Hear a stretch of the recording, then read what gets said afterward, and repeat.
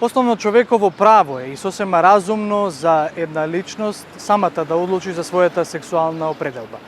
Меѓутоа, дебата се уште и понатаму во општеството е родовиот идентитет. Како и да е, на 24 јуни нова четврта парада на гордоста, гласни и горди, овој пат гласи мотото. Ние во оваа емисија разговараме за законите кои што се неопходни за лицата од ЛГБТ и заедницата да се чувствуваат безбедно во државата и да ги остваруваат своите човекови права. Социолошки, филозофски или политички, било како да го анализирате одржувањето на една парада на гордоста, фактот е еден. Се работи за луѓе кои излегуваат на улица за да побараат права кои во суштина треба да им се основни, да можат да живеат така како што се чувствуваат, почитувајќи ги законите кои важат за секоја личност.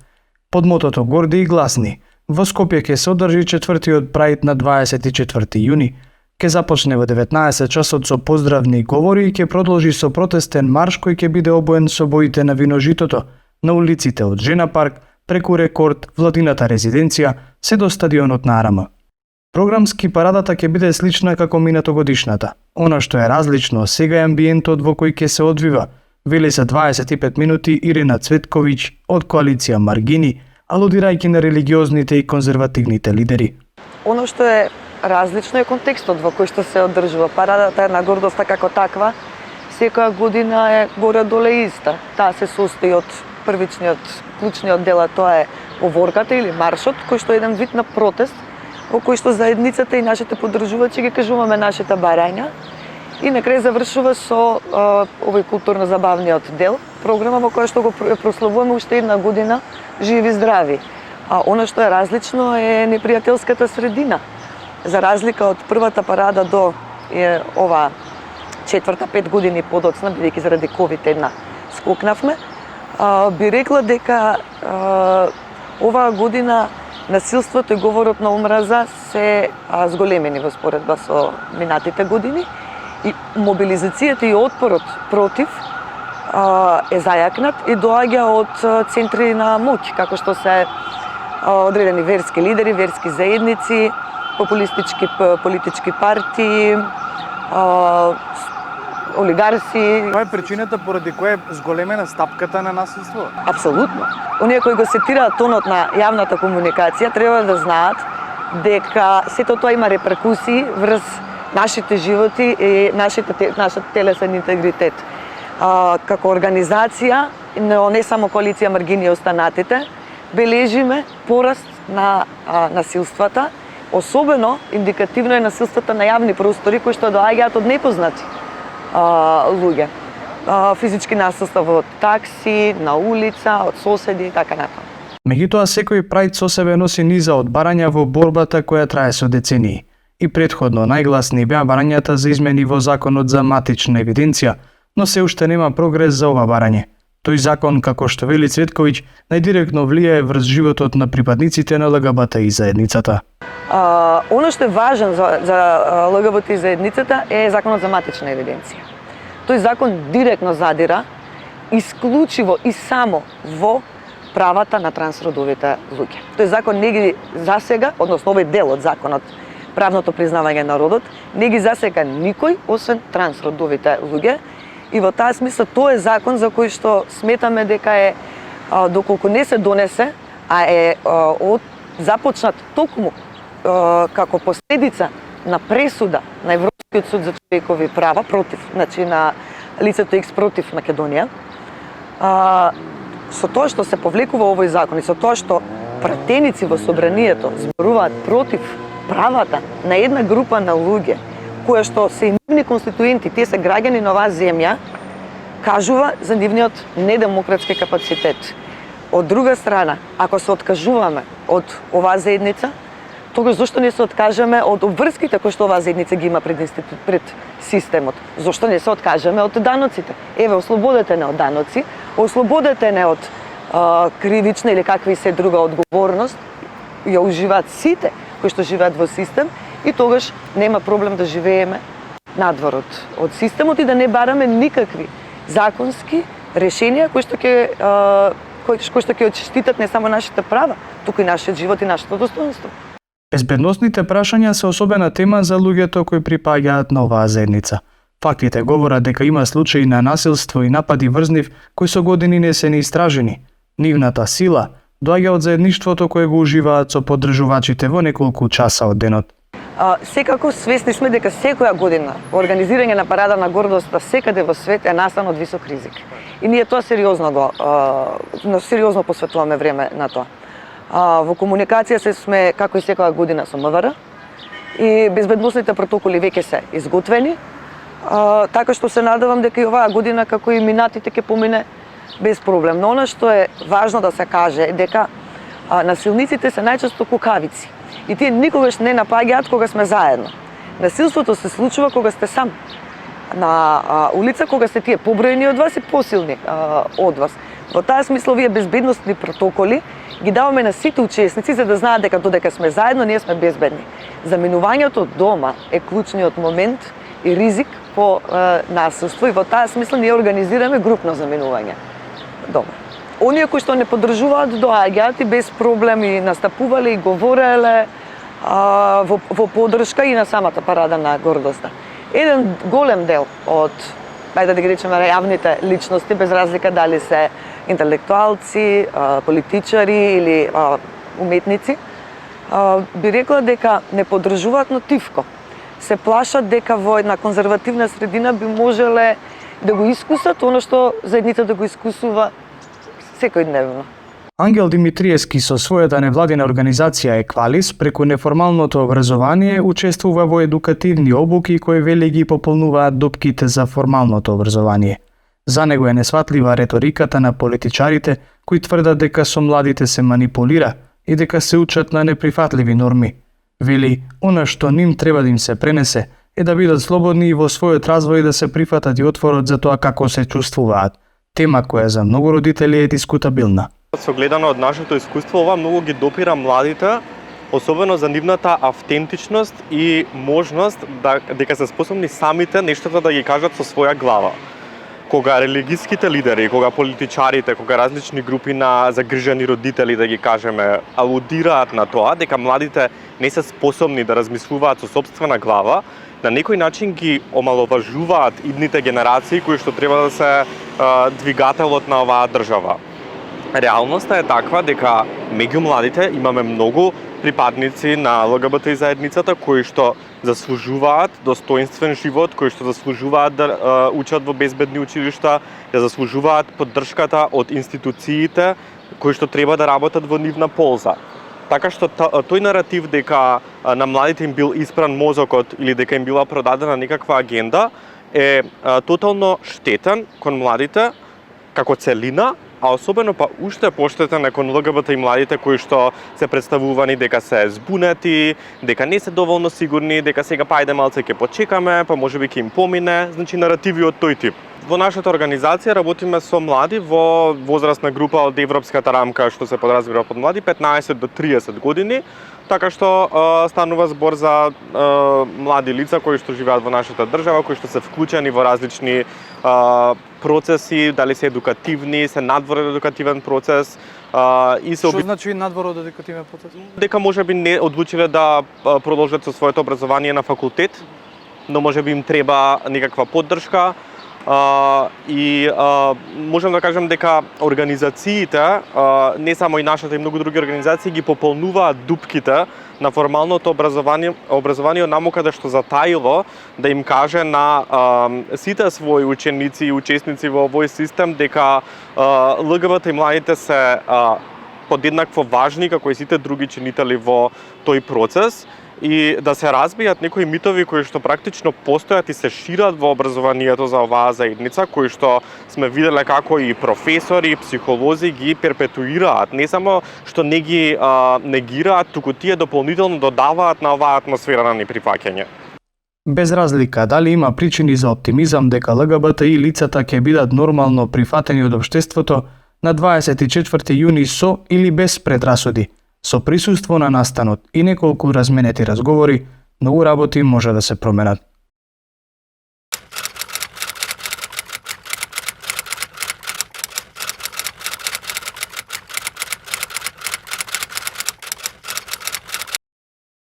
Министер ќе околу родовата еднаквост постојано има дебати. Се чини дека преовладува конзервативната струја во оваа држава. Гледаме и дебата и високи тонови дури од црквата. Некои од градоначалниците на СДСМ, да го споменам од општина Струмица, Костадинов, прилично се конзервативни во своите ставови кога станува збор за родовата еднаквост, улогата на жената, а и пошироко, нели, кога говориме за родова еднаквост, не мислиме само на маж и жена. Дебата за родова еднаквост постои во државата од 96 година, од кога започна да се формират и механизмите за еднакви можности на жените и мажите.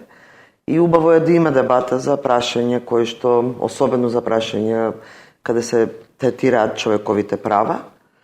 И не би рекла дека преовладуваат конзервативните сили, туку во моментот се можеби најгласни конзервативните сили, кои што направија мечување на два закони во јавноста, всушност не вистинско објаснување на суштината на законот за родова еднаквост и ги вметна одредбите од еден друг предлог закон кој што впрочем е повлечен од собраниска процедура, тоа е законот за матична евиденција, измените на законот за матична евиденција, и така се направи еден хаос во јавноста, дека со законот за родова еднаквост сака да се постигне нешто друго, што и не е цел на законот за родова еднаквост. Ако го видиме членот 2, кој што е важен дел од законот, кој што се однесува на целта, ќе сватиме дека всушност целта на законот е воспоставување на потполна родова еднаквост во општеството и унапредување на положбата на жените во општеството преку овозможување на еднакви можности и еднаков пристап до сите ресурси, како и бенефит од тие ресурси.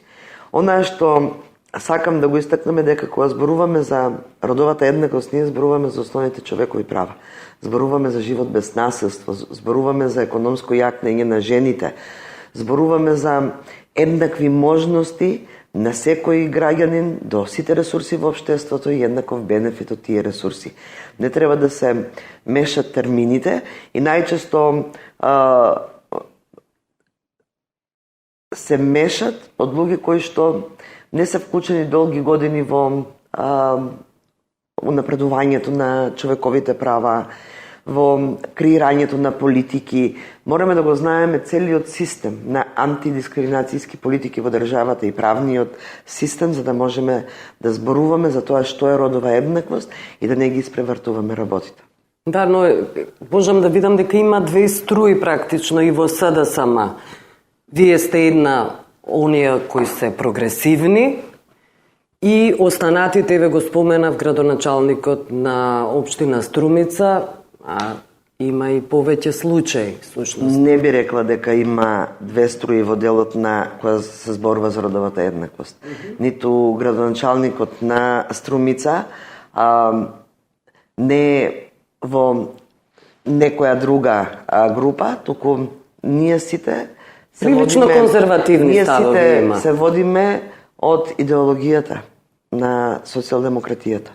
Основните вредности кои што таа идеологија ги промовира, тоа е праведност, еднаквост, солидарност, што значи дека и родовата еднаквост е дел од нашата идеологија, од вредностите кои што како партија ги негуваме со години назад. Впрочем, и сите закони кои што се донесува во државата на за 30 години, и законот за првиот закон за еднакви можности, и ратификацијата на Истанбулската конвенција, законот за оној закон кој што го променивме веднаш кога дојдовме за правото на жената за избор да може да одлучува за своето тело, за борба против абортус.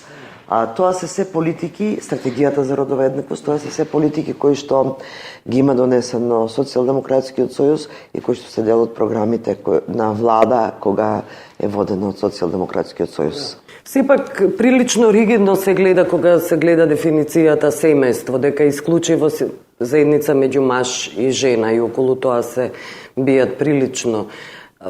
да кажам, битки.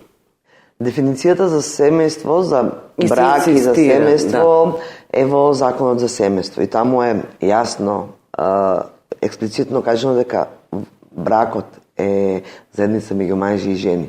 Говориме за семејство. За законот за семејство, каде што е дефиниран бракот. Кога зборуваме Не можеме ли да ги промениме тие улоги? Во 21. век свесна сте дека семејство и брак не подразбира само заедница меѓу маж и жена. Сите овие дебати во изминатиот месец-два кои што се водат покажуваат за жал дека се уште живееме во традиционално општество. И се уште граѓаните не прифаќаат нешто што е надвор од нормите кои што се дадени. Меѓутоа, основно човеково право е да никој не биде дискриминиран или третиран без разлика дали се работи за неговата сексуална ориентација, за родовиот идентитет, кои што како основи за недискриминација ги имаме и во Законот за спречување и заштита од дискриминација. Ние ги прифаќаме светските стандарди, директивите на Европската унија. Законот за заштита и спречување за заштита од дискриминација е направен токму со транспонирање, односно вградување на директивите на Европската унија кои што значат почитување на основните човекови права. И овде е и родовиот идентитет и сексуалната ориентација како еден од основите врз основа на кои што не смее да се биде дискриминиран или нееднакво третиран било кој граѓанин во државата. Но сепак е повлечен тој закон за матична евиденција. Законот за матична евиденција е сосема друг закон. И тој закон е подготвен врз основа на една пресуда од Европскиот суд за човекови права, каде што Европскиот суд констатира дека во државата не постојат политики кои што се однесуваат на родовиот идентитет. И затоа во 21 се формираше работна група во Министерството за правда, се направи еден предлог на закон кој што беше испратен во собрание, но како влада утврдивме дека самиот закон нема доволно заштитни механизми кои што ќе овозможат остварување на правото на оној кој што ќе сака да нема да не се злоупотребува ова право, а да може користењето на правото да дојде до оној кој што навистина му треба. Дали тоа значи дека ќе биде прилагоден на европската регулатива овој закон? Како држава имаме обврска да го направиме тоа. Работната група не е со публикувањето на законот, работната група не значи дека престанува да работи. Работната група ќе работи и ќе дојдеме до решение кое што ќе овозможи остварување на правото на оние луѓе кои што се вклучени во законот. Тоа значи дека тие ќе бидат трансродовите лица ќе бидат всушност признаени. Тоа е правното признавање на родот е всушност тоа. И ќе видиме од решението кое што ќе го понуди работната група. Сепак таму се представници на Министерството за правда, на Министерството за труд и социјална политика, на останатите министерства, кои што долго години работат на ова, на граѓанскиот сектор, дефинитивно. И од понуденото решение ќе видиме што ќе содржи законот. Добро, околу недела на гордоста. Пораките постојано се на ЛГБТ заедницата дека насилството не се спречува, не се казнува во оваа држава, институциите, обвинителството ги чува во фиоки тие случаи. И претходно спомнав дека никој не смее да живее живот во насилство, не смее да биде дискриминиран заради својата сексуална ориентација, заради родовиот идентитет. И сите оние законски прописи кои што постојат во државата, законот за недискриминација, законот за спречување на насилство врз жените и семејното насилство, ратификацијата на Истанбулската конвенција, се тоа постои за да ги заштити сите граѓани без разлика на која целна група припаѓаат. Верувам дека и обвинителството и судот и останатите институции ќе ги почитуваат законите и ќе ги носат одлуките согласно законските прописи. Се согласувате ли со ЛГБТ заедницата дека практично неказнива е оваа политика кон нив? Секоја година излегувам и давам подршка на неделата на гордоста затоа што во проблематиката на промовирањето и заштитата на човековите права сум повеќе од 30 години. И секако дека на секого на кој што му се оневозможено остварувањето на било кое право дадено со закон или со устав, ќе излезам и ќе дадам подршка. И благодарам за овој разговор. Ќе благодарам.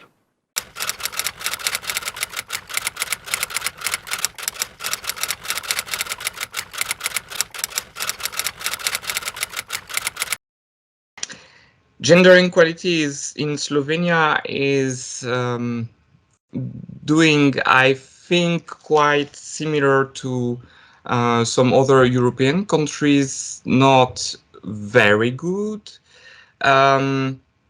There's still a lot of disparities between men and women, and then when you add to this the fact that there's also trans people, there's a lot of problem actually about gender equality, because still society is expected to have men, cis white men, in charge somehow. You see this in the disparities between the salaries between men and women. You see this with the discriminations made to all other genders than cis heterosexual male. So yes, it's a work in progress. What we have done is, I think, it's a very important step. It's so in Slovenia, it is now legal to for gay and lesbian people to marry each other. So we have marriage equality, which was a fight of more than 10 years, of 20 years. Even I think it started like something like 30 years ago, like a very, very, very huge and long fight, and it ended with the decision of the tribunal to allow, and it's now it's not a right for people. I think that this is going in the right direction, in the way that we don't talk about so much men and women, but we talk about partners. So I think that there's still a lot of work to do in schools, in kindergartens, in regards to how culturally we teach our children to think and to see sexes and gender. And there's still a huge work to do. I think that the problem is that a lot of women of mother actually aren't necessarily willing more gender equality, or to put in other words, they're very comfortable in a world that is actually not equal. And I think that this is the most important obstacle to change in society. It's the culture. It's the idea that men and women are different, and that this is something that was that is an ultimate truth, that is actually accurate from the beginning of time to now. It's not the case. Of course, it's not the case. But still, I think people believing that doesn't help to gender equality being achieved in Slovenia.